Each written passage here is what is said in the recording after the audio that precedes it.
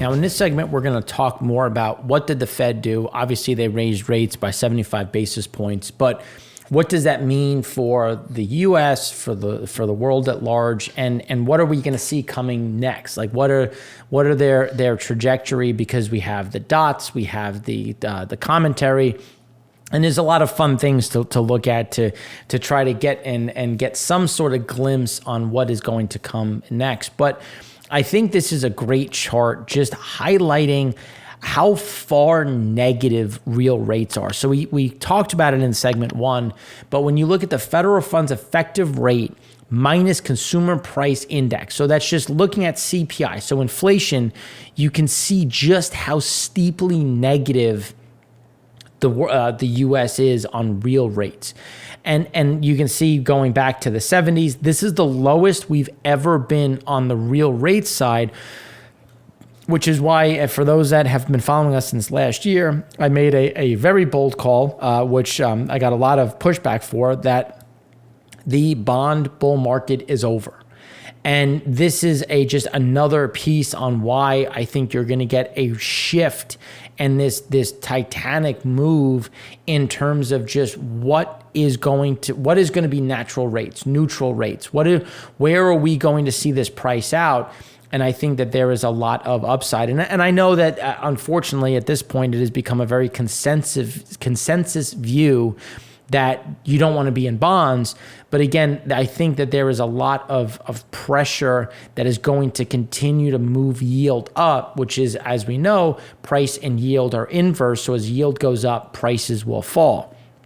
And here's the fun thing. So all of the Fed participants said that they expect upside pressure to their inflation targets. So again, we're seeing it here first when you look at GDP. So GDP has gotten weaker. When you look at between March and June, they have taken down 2022 and 2023, as well as 2024 GDP estimates. They've taken up unemployment rates, which is kind of natural, but we're going to talk more about unemployment coming up. And then when you look at inflation, you can see that there was a massive shift in the view on inflation in 2022, but they're still holding firm to the view that inflation is going to have a steep drop off. And one of the things that is on the core PCE side, you're seeing something similar, and we continue to refute that when you look at the staying power on the stickiness side, especially when we talk about sticky inflation versus other kind of those core pieces that impact people's spending. Now it's important to look at the outlooks.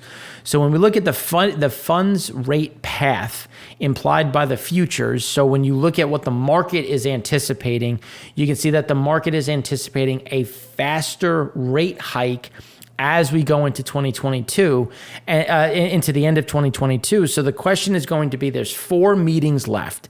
We have a 75 basis point hike yesterday.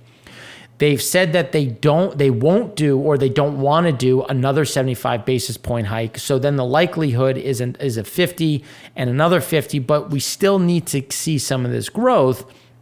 And when you look at what the expectations are, so Bloomberg economic baseline, you can kind of see where they are. I'm in agreement with them where I don't think you get a steep drop off in 2024, because essentially the Fed is telling you that they're going to raise rates. And this is when you look at the federal funds rate, what the dot plots are showing. So they're going to get to 3.4% at the end of this year. They're going to get to 3.8% at the end of next year, and then they're going to cut back down to 3.4% in 2024. So the problem is going to be inflation. How do you get in front of inflation to avoid the wage spiral that we've talked about? And that's why we do think there's a lot of sticking power, and why the Fed is not going to be able to cut rates the way they want, because they've done so much quantitative easing. They've done so much with low rates. They're going to have to let some of the excess liquidity come out, which is why I think there is pressure to that real rates and is going to drive nominal rates higher. The long run, or the longer run, as they look at it, is the neutral rate of 2.5%, which we don't, not that we refute it, but again, those are things that we think is going to take longer to get to that point. and it really won't start in 2024. I know that is counter consensus. There is a view that there's going to be a panic and that the Fed is going to cut rates right after they raise them. I just don't think they're going to do that, given where wage spirals can go, where inflation can go. And realistically, we have to learn from the 70s. In the 70s, they gunned rates, they panicked, they cut rates, and then they had to gun them again. But by doing that, you created so much volatility and uncertainty that you saw a lot of the pain. And I think we're seeing some of those that carry forward when we talk about and when we look at what is happening on the yield curve and why we think that the long duration is going to see a big a big increase in terms of a steepener. So now when you look at what is priced in, so the Fed pricing shifted to an additional 68 basis points. So this is looking at the post FOMC versus pre. Again, very similar to what we were seeing and what the expectations are. But I think it's important to look at the 5-year inflation expectation, and you're starting to see this big shift up. And this is one of the things that we've been talking about on why, when we look at the yield curve and how it's flattened and actually inverted in places, that we do think that there's going to be a steep snap up, and you're going to get a steepener where long duration is going to increase as there's a fear of the near term. You're going to see some of that running into bonds in the near term. But as the Fed, I think, continues to take some missteps, you're going to see a concern on longevity, on inflation, and that's going to drive yield up. And again, there's also going to be that concern of, and for those that watched my USD dynamics show back in 2020, who is the buyer of last resort? So if you think about the US has been lucky enough to always have a buyer of last resort. That was central banks, that was Japan, then that was China.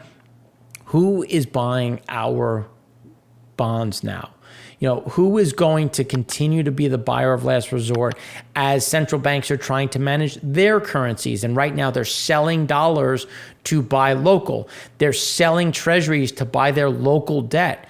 So again, that is going to put more pressure. At the same time, the Fed is selling down and it will accelerate in September, their own balance sheet on quantitative tightening. So again, those are some of the key pieces, which is why inflation expectations continue to pivot higher, and we don't think that is going to stop. But while this is happening, sentiment is showing, I see it, I feel it, I believe it, but I'm still not selling my equities.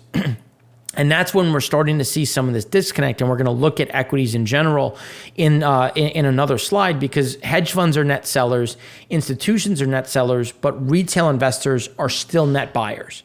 So is this the famous bag holder where the professionals are selling to the retail, and then the retail is going to be sitting there holding the bag?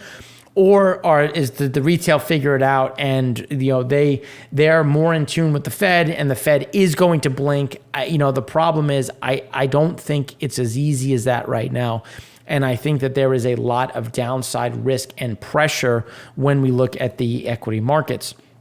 And this is one of those reasons. The financial conditions have continued to tighten at the fastest pace since the great financial crisis.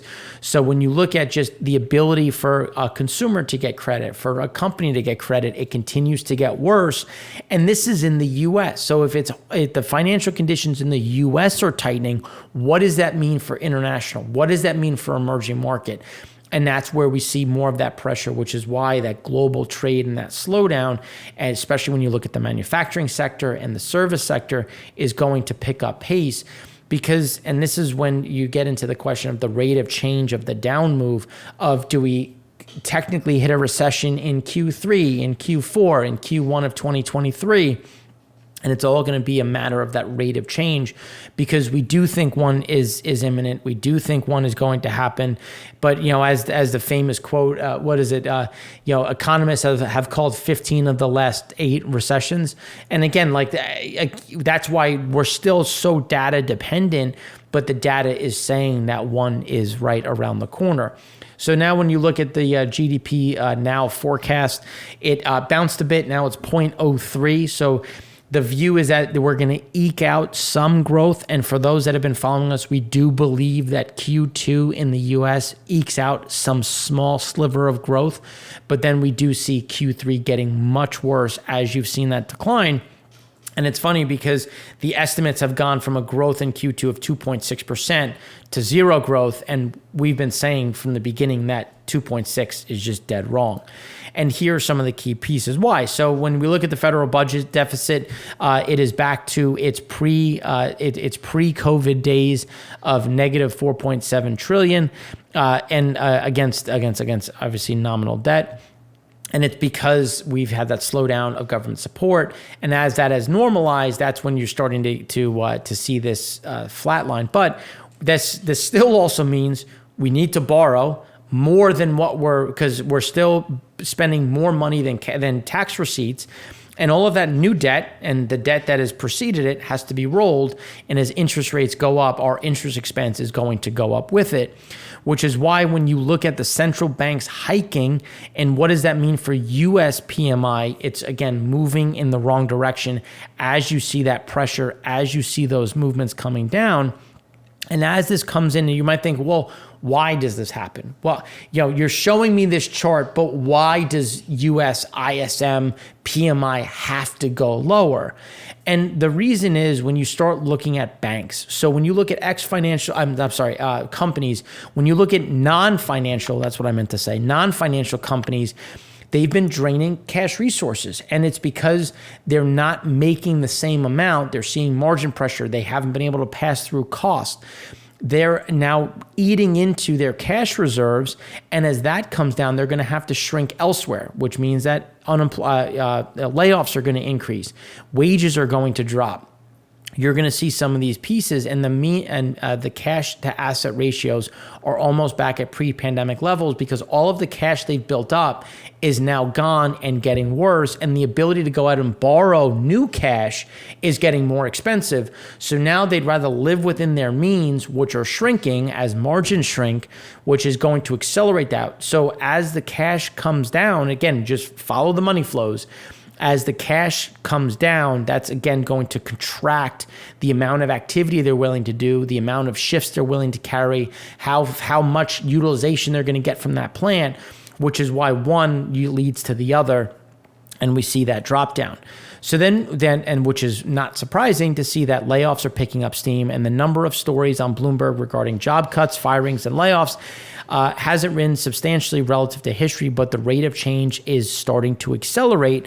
And here are just some examples of layoffs that are increasing. This is when you look at everything from Peloton on down to the most recent ones of Warner Brothers, Redfin, Compass, and Coinbase. You're all seeing layoffs announced in terms of either percentages or outright figures, which jives with what we showed in the FSC show of the job postings coming down. Because if you're laying people off, you're not posting new jobs, you have a hiring freeze, or you're just taking some jobs off the market, which is why we're seeing this consolidation in the available jobs that are in the area at this point. But all of this is happening, and when you look at the Fed rate hikes historically, they struggle to impact or lower inflation, and this point is no different when you're looking at some of the shortfalls on the supply side, which is why there's a certain amount of that is supply-driven, demand-driven, monetary policy-driven. The issue is we've been having some form of quantitative easing since 2008. So when you think about it's 2008 to 2022, there's a lot of excess liquidity out there that has to come out while we have supply chain issues. So the situation is the U.S. Central Bank having little control over supply issues, agriculture, commodity disruptions, and global energy prices. The Fed can put pressure on the labor market to curtail demand, which we do think is going to happen as they, again, reduce that labor and they curtail demand, which is being helped by commodities. So as we showed on the EIA show, cost concerns motivated more adults to cut back on driving, going from 35% in April to 38%. And obviously they are citing higher prices. But delivery delays have eased for home-related categories. So you're starting to see some of that supply chain pick back up. You're starting to see some of that normalize, but it's normalizing as retail sales slow, as the consumer weakens, which is why when we look at retail sales, and this is non-inflation adjusted, retail sales were negative 0.3%. So when you factor in inflation, adjusted for inflation, retail sales were negative 1.2%. So not only now remember, retail sales is looking at price in terms of value. So on a value level, it's down. And then when you adjust that for inflation, it's even more. So there's a big step down in volumes. And that's where we want to look at as we look into inventories and what is sitting there, because we're seeing that accelerating slowdown, which is then when we look at retail sales. So nominal retail sales fell that 0.3% in May. Sales revised down for April as well. Last week got weak news on services through April, but consumer spending for Q2 is still tracking above, which is what we've been saying. Well, Q2 is going to still see that because we started out fairly strong. And now we're going to see that accelerating drop, which is why we believe Q3 is where we see that accelerating down and the pressure really pick up as the consumer becomes the biggest driver on those headwinds into GDP growth. Real retail sales, you can see, is just slightly above trend, but as we've been saying, we expect that to go negative next quarter. So this is just looking at the trend in general on the levels of value as we see that, and then when you adjust it for those services, you can see that movement down, and we do expect to see that acceleration. And a lot of the reasons why. So when we look forward in terms of where is inflation going, PPI is telling us it's not going anywhere. So PPI came in at 10.8% year on year. Estimate was 10.9. Again, it was core PPI came in at 8.3% versus 8.6% estimate. But as we've been saying, it's starting to peak. Supply chains are improving a bit. But just because it's peaking doesn't mean it's going away, especially because there's still a disconnect between PPI and CPI. So as PPI flatlines, you're going to see, again, consumer inflation still catching up, which is why we do think there's still more inflationary pressure as we come through this month, maybe into July, until we start to hit that stagflationary period we've been talking about.